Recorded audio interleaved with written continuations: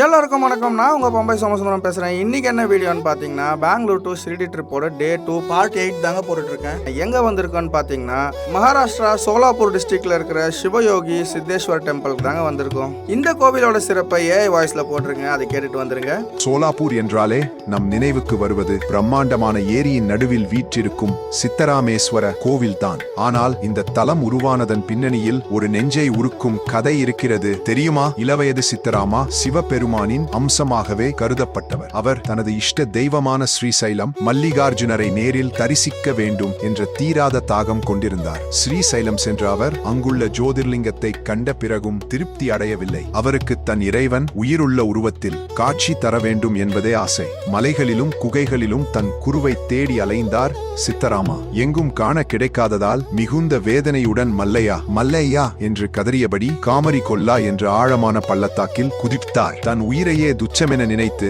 அவர் காட்டிய அந்த பக்தியின் உச்சத்தில் மல்லிகார்ஜுனர் நேரில் தோன்றி அவர் கரம் பற்றி தூக்கி தன் மார்போடு அணைத்துக் கொண்டார். இறைவனின் நேரடி அருளை பெற்ற இவர் பின்னாளில் குருவின் ஆணைப்படி சோலாப்பூர் திரும்பி மக்களுக்காக ஏரியை வெட்டி 68 சிவலிங்கங்களை இங்கே பிரதிஷ்டை செய்தார். இன்றும் ஒவ்வொரு ஆண்டும் இங்கு நடைபெறும் கடா யாத்திரை சித்தராமேஸ்வரரின் யோக தண்டத்திற்கும் கும்பர் கன்யாவுக்கும் நடக்கும் அடையாள திருமண விழாவாக கொண்டாடப்படுகிறது. எங்கே கலப்பற்ற பக்தியும் முழுமையான சரணாகதியும் இருக்கிறதோ அங்கே இறைவன் நிச்சயம் தோன்றுவார் என்பதற்கு சித்தராமேஸ்வரரின் வாழ்க்கையே சாட்சி. சோலாப்பூர் சென்றால் இந்த அற்புதமான வரலாற்றை நேரில் உணர்ந்து வாருங்கள்.